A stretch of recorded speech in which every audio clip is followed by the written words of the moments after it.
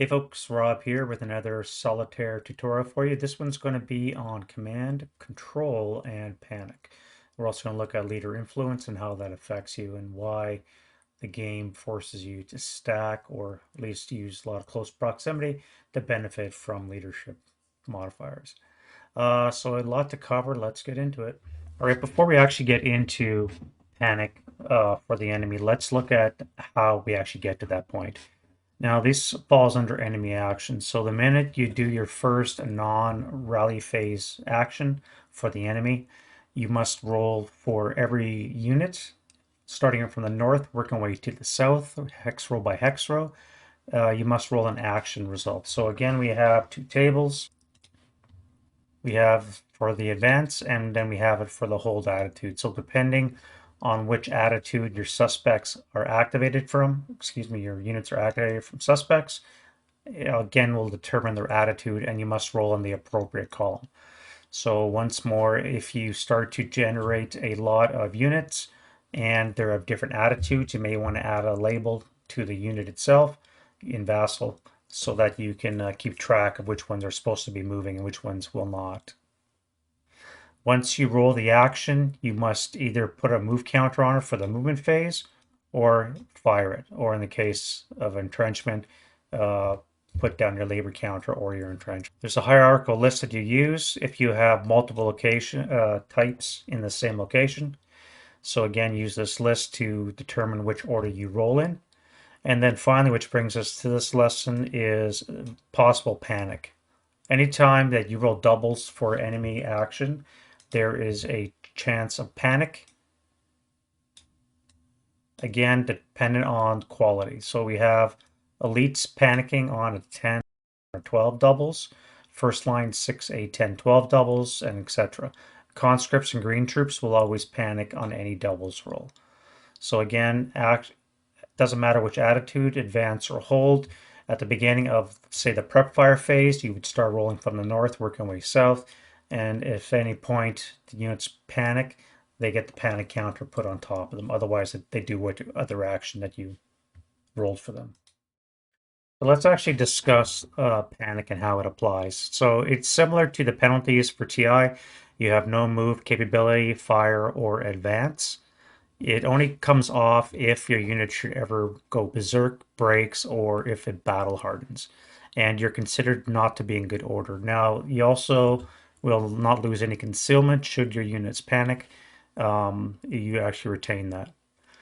Now, you're also assumed to be covered with a final fire counter, which means that anytime an enemy moves adjacent to you, you must use final protective fire automatically versus any adjacent or same location moving target. Again, adjacent all caps, so they must be in a position to enter your location in order for this to apply. And this works the same for vehicles.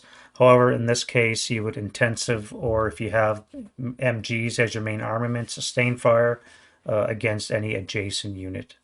So let's look at this situation here. So again, we've got Germans in the advance. We have some black suspect counters that are in a hold attitude, and it's going to be the German prep fire phase. So the first thing we do is we start from the north again, work our way south, hex roll by hex roll, and we roll for action. So first up is him.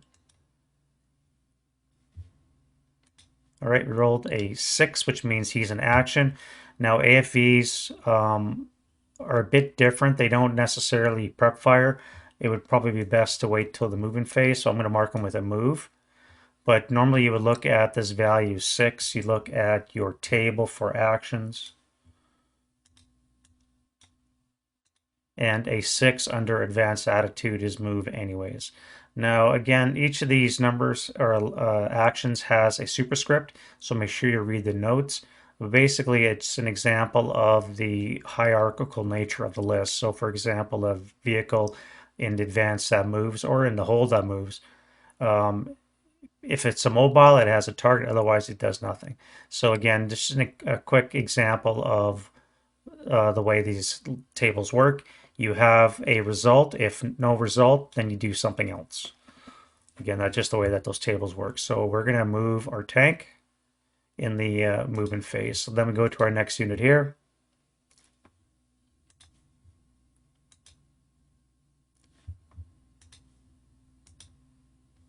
All right, and we rolled a boxcars.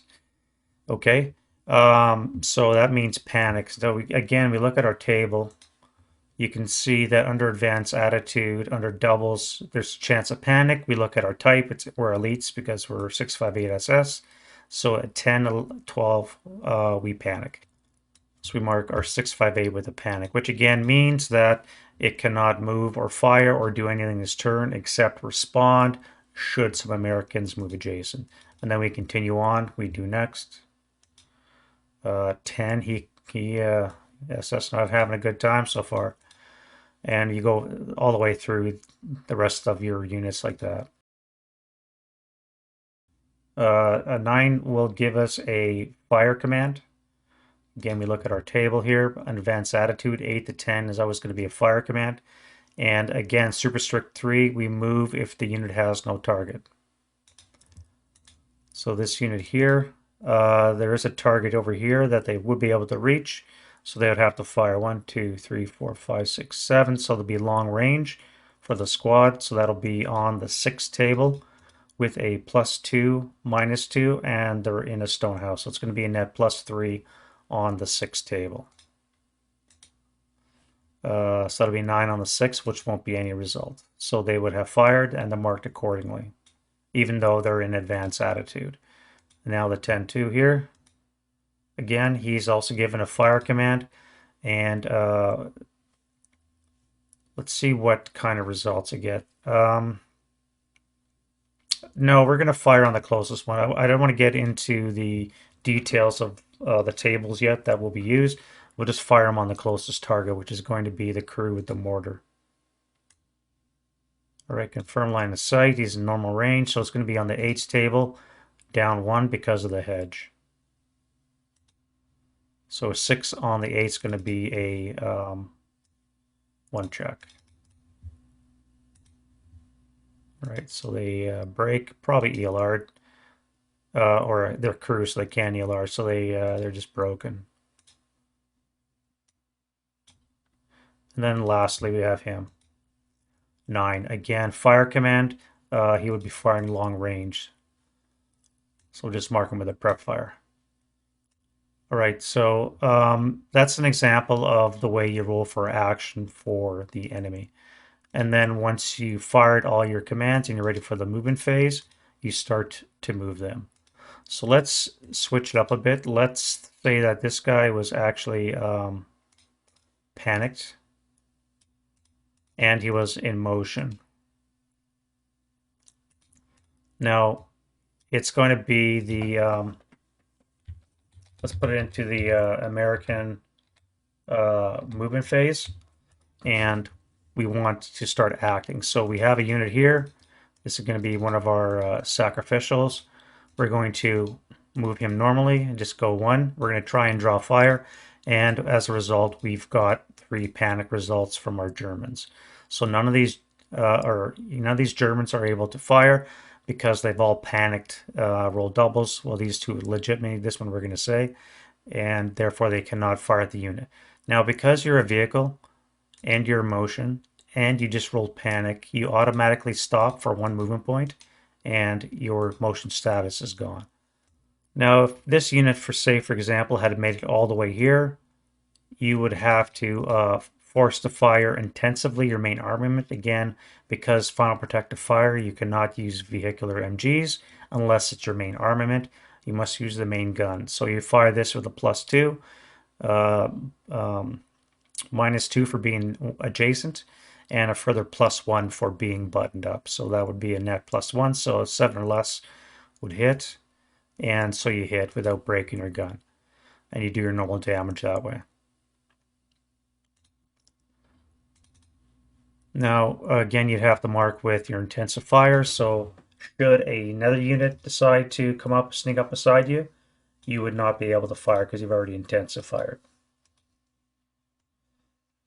When it comes to infantry units that are panicked, same thing. So let's move in our 747 here. Let's put this unit here in the woods. So this concealed unit is going to assault move into Z1. So that way they'll keep their concealment. You're forced to fire now as a defender, and because it's final protective fire, remember that it is halved as area fire, but because they're adjacent, it's again doubled. Then it will be halved again because it's still concealed. So this will be on the 2 table with a +1. All right, so there's no result, and they broke because they've exceeded their morale. Remember, with final protective fire, whenever you exceed your morale, you break. Right? Assume that they actually passed their FPF morale check, but still had no effect versus the units. Now the American close combat phase, or advanced phase, I should say, they advance into close combat, so we have that going on as well. Now, in the close combat, because you're panicked and if it's ambush terrain, you will suffer a +2. So the Americans will have a -2 with a further -1 for the stealthy leader for them. So they rolled a net 1. You as a German will have a +2 because you're panic. And you rolled a 7. So obviously the Americans will have ambush. And when they attack you, it will be with a further -1 for your panic status. So they'll get ambush and your panic status. So in this case, we have 8 to 6, which will be on the 1-to-1 column. So we need a base 5 with a -2. All right, and despite all that, they still fail.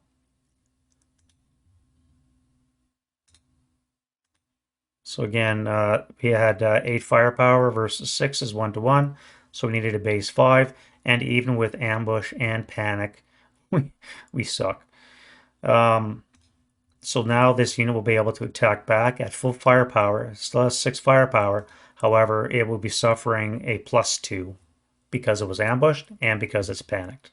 So it's return fire, so 6 to 8. 6 to 8 will be on the 1-to-2 column. So we're going to need a base 4 with a +2. So we basically need to roll snake eyes. So that's not going to be enough. So this turns into a melee. And at the end of the turn, the panic would come off. And of course, they would have lost their concealment. So just remember with enemy, you start from the north at the beginning of the prep fire phase. Work your way south during the enemy player turn, activating or rolling action die rolls as you work your way south. Once units are identified as moving or done firing, and you go to the movement phase, again, I tend to work from top to the from north to the south. Is I start doing all my moves. Of course, we're going to get into the actual specific actions in a later video, so I don't want you to get too confused with that right now. Just remember that at the beginning of an enemy turn's prep fire phase, you work from north to south doing your action rolls. Should any units panic, then they pay applicable penalties. Motion vehicles, once more, if you're in motion and you panic, you immediately stop for the cost of 1 movement point, which means obviously you've expended a movement point, allowing someone to defensive fire on you. Again, you should also, or you will also be forced to intensive fire should any units come next to you. Remember, you cannot use your vehicular MGs as final protective fire, just your main armament. So unless your MGs are your main armament.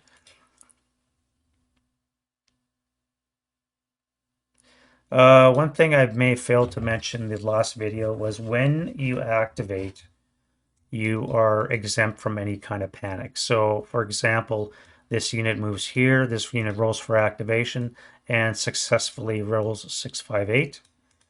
You do not have to roll for panic. You automatically have a fire command to defensive fire on the unit. So once more, a activated unit will not be subject to panic. All right, so we've looked at the enemy. Let's look at the friendly command control now. Now, each unit, even if you're off board, has potential to panic. The only exceptions, of course, is if you're conducting a friendly river assault and you're in your boats in the water, you are exempt from command control at that time. The minute you land and become infantry again, however, you'll be subject to the normal command rules. Now, friendly panic is treated the same as enemy panic, so the same consequences, TI status, final protective fire, etc. For the purpose of this rule, you're using any enemy that moves adjacent to you. You remember you will be forced to file and protective fire against that enemy unit. Should you make your command roll, and you can see the values that you have to roll on the table there to your right, then you can function normally. Now, this command die roll is always made when any unit wants to do its first non-rally phase action. So again, if it's now the friendly player turn and you have leaders, you must roll your command die roll for your leaders, for your squads, and any vehicles. Again, we're going to get into the specifics in a second. There's also some cumulative die rolls that may apply. Now, this one here, non-stop, the book says motion, but it's the same thing. If you're a motion vehicle, you will be entitled to a -1. There's also these three formations that you could set up in: convoy, column, and platoon. Now, convoy and platoon are for vehicles. Column is for infantry, which is effectively single line impulse movement.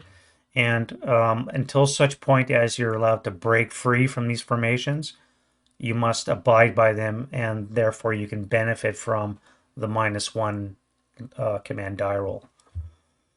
Lastly, if you look at these nations here, the reason why they have a further -1 is because typically their first line units are 6 morale, like the American 666, the 336 for the Italians, etc. So just because of the lower morale, they're needlessly penalized, they get an extra -1 for being them. So when you make your command die roll, you're allowed to function normally for the rest of that turn. If you fail, you're considered panic and you're marked appropriately. And the only units that'll be accepted that are if you're Berserk, Broken, held in melee, under recall, or heroic. Now, those do not apply to enemy units. So if you have a Berserk enemy unit, you'll still have to roll action, but barring any panic, it will do its forced move roll. Finally, no sniper activation or concealment loss for any kind of command die rolls. Those two do not apply. It's just simply to see whether or not you can function. All right, so let's look at some more friendly command control circumstances. As we said, while off-board units can still panic if you fail your command die roll. So in this case, all these units will have to pass command successfully in order to enter the field of play. If they cannot, then they have to wait till the next turn, and hopefully they'll pass it then. Now, when you're off board, just like normal, there is no terrain. It's all open ground, so you have unobstructed view of everything. When it comes to vehicles and units, there's a couple of rules that you have to bear in mind. So we'll take him, we'll button him down, and we'll give him a 467 for a passenger.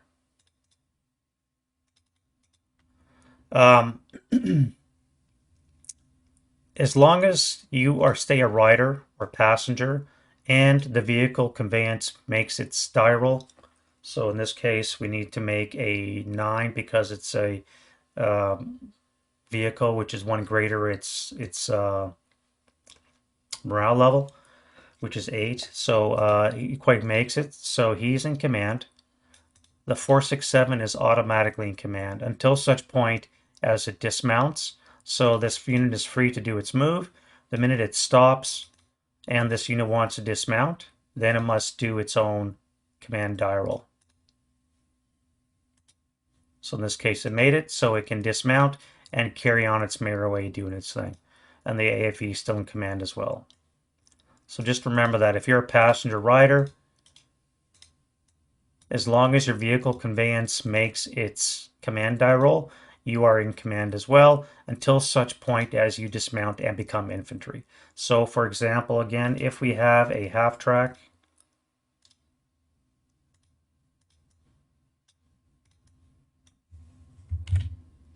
all right, and you are buttoned up, the half track makes its command die roll, so it's in command, and so are you. The minute if you wanted to go crew exposed to be able to fire, you can do that because you're in command. The minute this vehicle stops and you won't choose to dismount, again, you must make your own command die roll. In this case, it failed, so you're marked with a panic and you're forced to stay in the vehicle. You're not allowed to get off it, even though the vehicle itself will still be in command.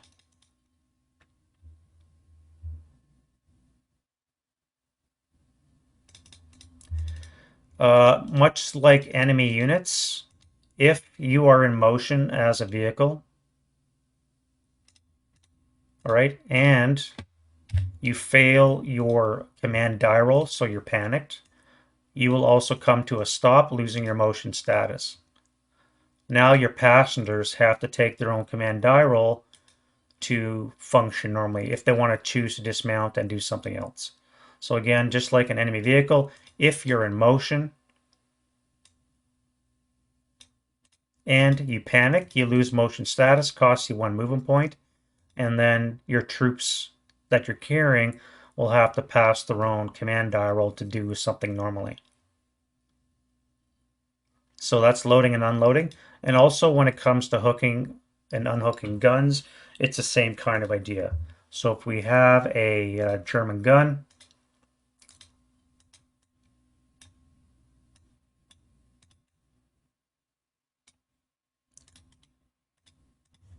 let's give him a crew.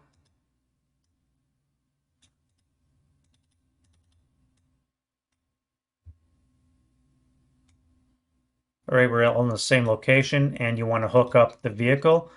You do not, the vehicle itself does not have to roll, just the crew itself. So because they're always one greater than their morale, again, they would need a 9 or more. So they're able to load up the vehicle, or excuse me, hook up the gun and load up the vehicle because they're in command. Now, if the vehicle wants to move, it must again do its own command die roll. But if it was just staying there, then it would not have to roll. So in this case, everything worked out great. The squad or the crew made its command die roll to hook up, and the vehicle made its command die roll to then further move if it was allowed. All right, and then lastly, let's look at a mortar situation. So say we have a mortar here, and we have a unit. Let's ignore that. Here's spotting. Right, he can still be concealed. Spotting is not a consume loss activity. And should he make his command die roll, he does. Remember, crews always have one greater their morale, so he made an 8, so he's in command. As long as he retains spotting ability and only spotting ability, so is the mortar. So whatever you're spotting for will be in command the same time as you, as long as you just do spotting. Should you do anything else, should you decide to move or fire and not be able to spot, at that point, the mortar crew would have to take its own morale check. Right? So again, as long as you're spotting, whatever you're spotting for will be in command as well. Should you decide to do something else than spot, if they want to move, they'll have to make their own command die roll. All right, so this is going to bring us to leader command influence, and again, the reason why solitaire will inevitably force you to stack. As we said, we have a good 9-1 leader here. He's my best rated infantry leader. There is another one with these platoon of pioneers. So they're of equal rank, so they could not influence each other. However, should he be able to make his command die roll, which he rolled a 9, remember leaders are also one greater than their morale, so at 10 or less and he's fine. So he's now in command, and as a consequence, everyone within 2 hexes is in command as well. So anybody within this hex, this hex, this hex, right? All those units there are in command. Now, because we have an 8-1 that is now also in command just because of him, the 8-1 can further influence units 2 hexes away from him. So we can add these guys to the mix now.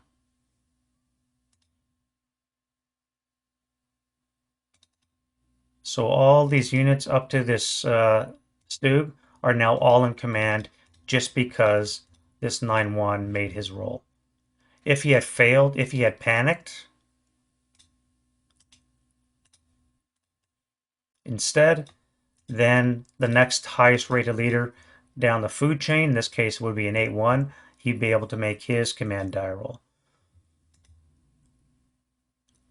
Should this guy fail as well, you're having a bad string of luck, and it has happened, then individual units are allowed to make their own command die roll. So in this case here, we must do him. Oh, and he's panicked. Next unit is finally good. We finally have success. So this guy will be able to advance while the rest of the formation is stuck off board. All right, so let's not think the worst is going to happen. All right, so let's assume that our 9-1 actually made his command die roll. So he's in command, and remember, we set everything down to this location here will be in command because of the 9-1. So the 9-1 influences the 8-1, who influences 2 hexes away to the troops. Note the vehicles themselves will not be in command. So let's just mark the troops. We'll put a move command on the ones that are going to move. And they're going to go underneath the vehicle because the vehicles are not in command yet. Remember, leaders cannot influence vehicles unless you're in the same hex and you have line of sight, i.e. you have to be crew exposed. So before we can roll command again, we must move at least 1 unit. This is where your scouting comes in. For us, we're going to use half squads. Put a move on him too. So first guy up, he's going to use non-assault movement so that he's visible. Let's enter him in this hex here. So he's going to be spending 1 movement factor. And now we look at what can be activated from him. So in this case, yes, no, no, because of the house in front, because of the woods in front. And again, the woods would eliminate any chance of seeing. If he was on the 2nd level, he would be able to see it because the blind hex would be eliminated and he would be able to see A6, but he's not, so he cannot shoot. And nobody else is in a position to fire as well. So right now we only have the one suspect, and that's him. Now, one of the things, like I was saying at the beginning of my intro video, there's ability to game the system. And this is one of the ways you can do it. So you can, what's the word, hedge your bets, move in such a fashion that you're going to eliminate units that have a less of a chance in activating other units. So again, for example, we also have our other half squad. If I instead had moved to A5, this would be eligible for activation. Maybe this, depending if it had line of sight. Possibly even these two, again, depending on line of sights. And they're in stone buildings and upper levels. So again, if you look at our modifiers, -1 for stone, -1 per level, so a +2 or a level 2 would be a -2. You can quickly start canceling out your positive modifiers of being on a city board and hence activation. So by eliminating as many of the lower chance suspects as possible, you improve your chances. Again, that's just a way to game the system. So the first guy I want to move is going to be the guy down here because I can only activate, take an educated guess. I didn't measure any lines of sight yet. I knew that I was going to activate at least the one. But because he's in a wood building and there's nobody else around him, all he has for modifiers is +2 for being on a city map board. So you must roll a 1 to activate. And again, I've just hedged my bets and it worked out in my favor. So I spent 1 movement factor. Let's move 2. Now you can be activated, as can you. And let's see who else can be activated. So we obviously know those 2 can. No, because of the house. No, because the building's in the way. Yes, because you have an unobstructed view. I did it again. What I forgot to do, I just realized I made a mistake. The first thing that you must do prior to any kind of activation rolls is long range activation. So we covered that in the last video. So long range activation parameters are, you must have a -2 IFT die roll modifier against you. You must be within 16 hexes and line of sight of a suspect. and then you roll 2 dice. And if it's a snake eyes like that, then I've just activated a squad with a heavy weapon. So that sucks. So we have 3 choices. Again, him, we would have no modifiers except for +2. This guy would have net +1, and this guy here would have a net +1 as well. So it's a toss up between these two, which one would have it. So let's use the first one. So it's an automatic activation because I rolled Snake Eyes. And so the first thing we do is roll on the squad table for the Russians. It's a 4. Now, because of the year, uh, it's 41 in Kiev again. There's going to be a +1 to that. 41 here. So it's going to be a +2 to that 4, which gives us a 447. Right, so we have a 447 that shows up.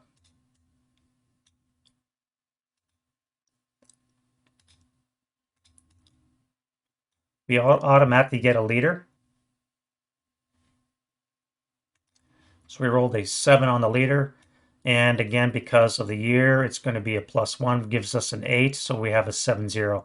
Reminder that if we would have rolled a 5 through 7 final number, we have a real chance of activating a commissar. If you look at this note right down here, if it's pre-November 42 and you roll one of you or you, then there's a chance of it being a commissar if you roll a subsequent die roll and it's a 1 or a 2.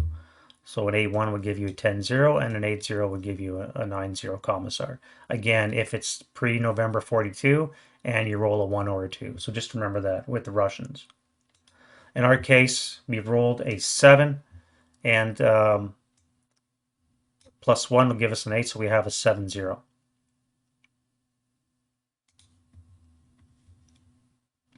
Now, should we have rolled... All right, since we're here in the long range activation, let's talk about that. So again, let's look at our Russian table. If our final result ended up in the 9 to 10 column, we would have to re-roll because we are guaranteed to get a leader. And furthermore, we would have a -1 cumulative die roll. So say, for example, our 7 wasn't good enough and we had to roll again. This time we roll a 10. Again, 10 plus 1 is 11, which would be a 6 plus 1. However, because it's our second roll, it would again be -1, we would have to re-roll once more for a third time. And this time we would be at a -2. So this time we roll an 8. Again, modified by the year, puts it up to 9. Once more, we'd have to roll again. This is -3 now. So we just rolled a 5 minus 3 is going to be a 2. Plus 1 for the year is a 3, which means we've just generated a 9-2. So our first roll was a 7-0. Well, it was nothing. Our second roll was a 6 plus 1, but the modifiers brought it down. Our third one missed, and now our fourth roll, we finally got a 9-2. So you can quite easily get a high quality leader. All right, so we have a 9-2. And we get a heavy machine gun, automatic. Now, if the nation has access to 50 cals, like the Russians do, you roll 1 die, and if it is a 1, Jesus, he gets a 50 cal. All right, so this is just about the worst case. The only thing that would have been worse is if this was actually a 458. So just for shits and giggles, let's make him a 458. All right, so we've generated a long-range activation because I rolled Snake Eyes. So let's look at these die rolls that we've generated. So this is our leader. This is our long-range activation. These rolls are for squad, and then all these ones here were for leaders. Finally, we have the one for the 50 cal. So now they have an automatic fire command, so they're going to be forced to fire at this unit. So it's going to be on the 12th table, -4. 1 on the 12 is a 2 KIA, excuse me. So they're gone. And of course, we put down our residual fire. Now they've rolled a 4, which means they don't have race, so the heavy machine guns fine unless they want to sustain fire. So that really did not go well. Now, because this unit was eliminated, I do not have to roll for those other suspects. They get to stay concealed. Now I have to make a decision. I have moved at least one unit from the original batch that was rolled for command. So I could continue to move my northern force, or I could now choose, if I wanted to move something else. Maybe I want to deal with the south group. Maybe now, because of this threat, I want to do something else. I want to eliminate the chance of them blowing away my guys that are coming here, so I'm going to offer them something else. So I'm going to look at this unit here, and we have again have a 9-1. So let's do his command die roll. So he made an 8, so he's in command. And therefore, this unit is in command, as this unit back here. So we're just going to put a move on them. So now, once again, everything's in command except for the vehicles. We have to roll separately for them. But before we can, we must move at least one unit to be activated. So we're going to use this guy here. He's going to be a guy that soaks up any final fire from this guy here. So we're going to go 1. We already know this route is clear. We're going to bypass the woods for 2. Now continue on our way. So we've expended 2. Now we're going to go 3, 4 into bypass. This unit here already has that command.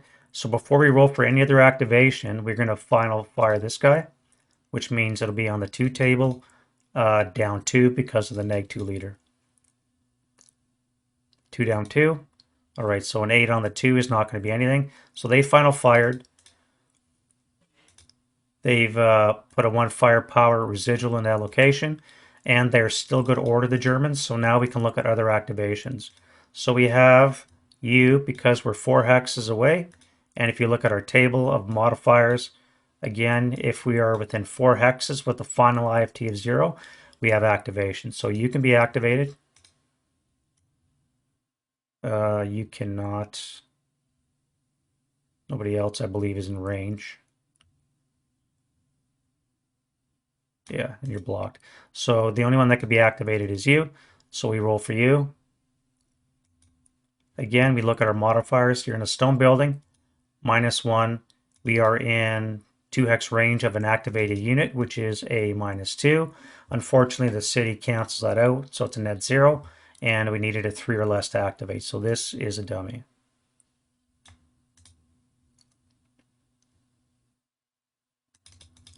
And now we can move the rest of our units. So again, I've moved somebody from the second group that had to roll their own command influence. Now, if I want, I can choose to do my AFVs, which is what I'm going to do. So I have a 10-2. We're going to start off with Chem Crew Exposed.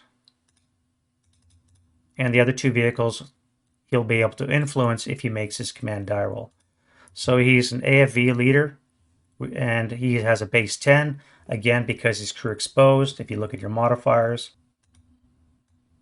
If we look at our modifiers, again, under friendly, we have a vehicle that has a command greater than 1. In this case, we're using the armor leader, so he's a 10. And he's crew exposed, which is a -1. Now, if he was in motion, we would get another -1. But again, a natural 12 will always cause panic. So in this case, we needed an 11 or less, and we rolled a 3. Again, we're off board, so we don't have to worry about any snipers, even though that's ours. So now the 10-2 is in command. And as a result, he can influence his other vehicles that are crew exposed. Now, in this particular case, because this Stug was also crew exposed, and this 9-1 had passed his command die roll, he would have been able to influence the vehicle that's in his hex. But again, the only way infantry can influence vehicles is you must be a good order leader, unpinned, non-captured, and in the hex and LOS of a vehicle to be able to impact on that vehicle. Armor leaders for themselves cannot influence infantry. They can only influence other vehicles that are in the right LOS of him. And then lastly, before we start going on any further, should this unit, for example, be on board and pin for whatever reason, it would only be able to impact units in his hex, not the units adjacent. So because he's pinned, this 467 must take its own command die roll, as must this one. Because he's pinned, if he makes his command die roll, this 467 will be good. However, this 467 here will have to take his own die roll. Now we must move our armor first. So remember, again, like we already went over, at least one unit in command must perform an action before another command die roll is made. In this case, we moved the first half squad from this unit. Then we moved a full squad from this stack down here. Now we've activated all of our vehicles and they're all in good order. So we can move together because we have move commands for everything. We can proceed. Now, again, because we all are in command, I could deviate the plan a little bit and I could work with my sacrificial half squad again, which is what I'm going to do. So he is, oh, I meant to go there. So he's here. All right, start him off at 0. He's going to bypass the woods for 1. We check for activation. This time we might be able to see. Nope, we're blocked by the building still. Because of the second level house, or second level suspect would be able to see over the house. However, the clips the corner of the building from the hex side, so he cannot do it. However, when he moves to this location, he will be spotted if in bypass.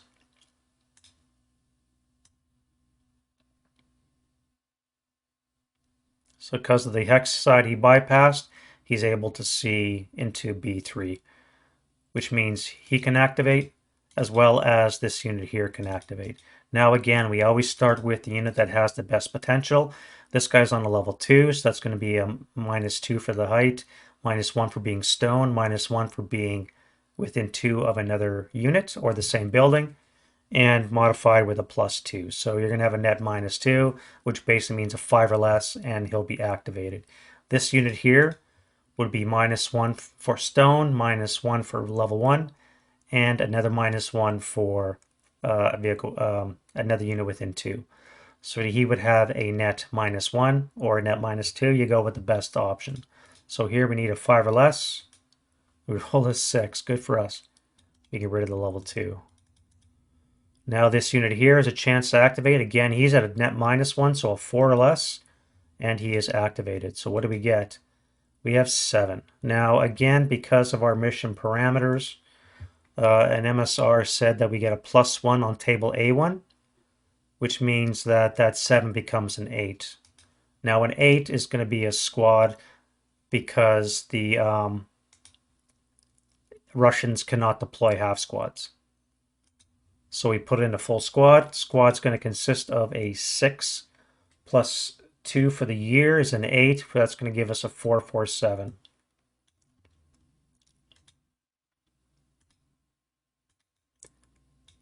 All right, and you go to the live pile. Now he gets an automatic fire command. Again, just activated units, do not panic. So he's going to be able to fire on the 2 table as a snapshot, straight up. So he rolled an 8 on the 2, is not going to be enough. And so our unit could continue.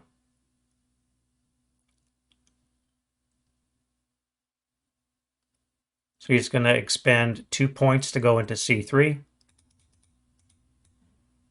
And therefore he'll be done. Now this unit could subsequent fire.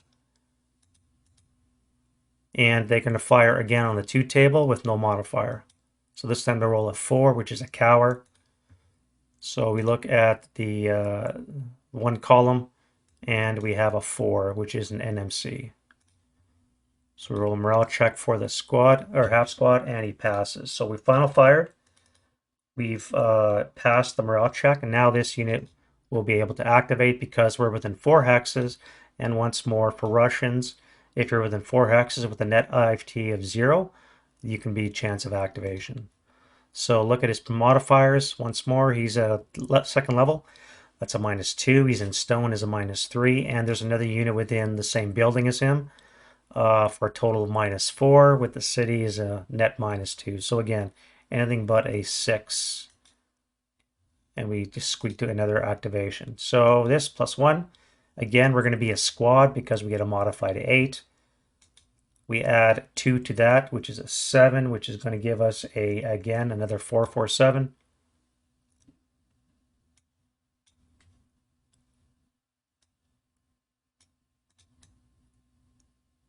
Which again will now be able to first fire automatically. So they'll be on the 4 flat. And that's no effect. Now they could final fire. And they'll be on the 2 table flat. And that's a 6. Again, cowering.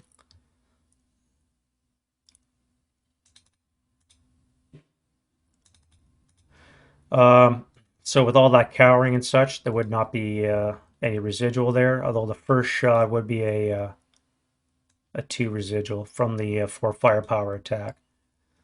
All right, now we can move the rest of our units. So let's move as an armored assault these guys here. We're going to button up the vehicle. So we're going to be at 1 moving factor already. We're going to start up for 1 and button up. That's 1. Then we'll move up here for 2, 3,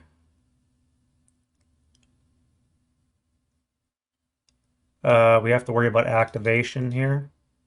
So let's check the lines of sight. Yes, the second level. Oh, actually, no, it was already proved to be a dummy. And that's too far away. All right, so we are fine.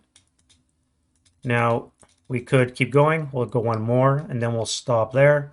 That's for a total of 1, 2, 3, 4. And the infantry is out of move anyways. Oop, I used the wrong one. You're supposed to button up. You were started unbuttoned. All right, so continuing on with the move. Again, it's up to you how your tactics want to work. Maybe you want to swing up your north end, or you want to bring up your south end. But the point of this exercise, again, was to just show you the command influence. So the takeaways. You start with your best leader. If he fails, you start with your next best leader. If he fails and there's no other leader in line of sight, then 1 by 1 you must roll your squads until somebody's in command, in which case they must act before you make another command die roll. Leaders cannot influence higher level leaders, so we have 3 leaders with the rifle company. We'll ignore the platoon commander with the pioneers for a second, or assault engineers. These are my 3 leaders for my company, and an 8-0 cannot influence an 8-1, nor can an 8-1 influence a 9-1. It only works in one direction. So if he fails his morale check or a command die roll, then it's up to the 8-1, and if he fails, it's up to the 8-0. And again, if the 8-0 fails, then the troops are on their own. All right, so let's expand then on the vehicles and command influence. So here we have a half track that's in motion. It's carrying a squad and a leader. Only passenger riders with this friendly good order leader can benefit from his command die roll. Again, because he's in motion, if you have a stack of infantry beside him, say they're in this location here, they would not be able to be influenced by the 9-1 because he's in motion. He can only influence the units that are with him in the vehicle.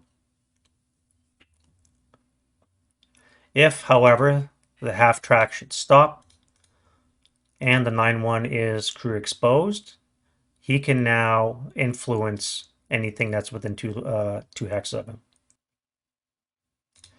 And also, again, if the leader, say, was dismounted already, and he makes his command die roll,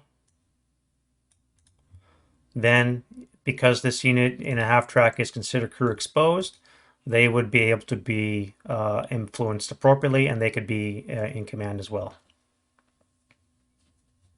Should it be an AFV? Remember, AFVs have to be crew exposed in order to benefit from a leader's influence. And same thing with the squad. If the squad is a tank rider on the crew exposed tank and the 9-1 makes his command die roll, then both the tank and the squad on the rider are considered in command for the balance of that turn. Just remember, once you're in command as well, even if you later come away from the leader's influence, you're still allowed to act normally. It's only that initial command die roll that determines whether or not you panic, that prevents you from acting. Once you're in command, you can continue on. And there we have command influence, and panic results. So again, just remember that both sides suffer the same consequences, but how you get there is different. For the enemy, you roll an action die roll for them at the beginning of their prep fire or moving fire or defensive fire phase. Before they act, you roll an action die roll. If they panic, then they're marked appropriately and they suffer. For friendly units, however, it's the command die roll, which is based off your morale. Leaders have a morale 1 greater than normal. Vehicles have 1 greater as well. And squads and half squads have a normal morale level. So should your friendly leaders fail their command die rolls and no other leaders in sight, it's up to your squads to make it. So you can quickly see how panic sets in and debilitates your forces. I got many games of solitaire already under my belt where my 10-3 sits off for a couple of turns because I can't roll that 11. And the tanks sometimes refusing to come on board for a turn or two. Again, when you're depending on these resources and you roll poorly, it quickly turns your battle plan south, so you better be able to adapt. Next up, we're going to cover random events and mission setup. So I think once we do that, we can get into the actual mission practices, and we're going to go through all the different actions that the enemy can do. So yeah, next video we're going to do random events and mission setup, defining what a mission is, what it looks like, and the parameters that you have to roll for at the beginning of every mission. So we'll see you guys in that video. Bye-bye.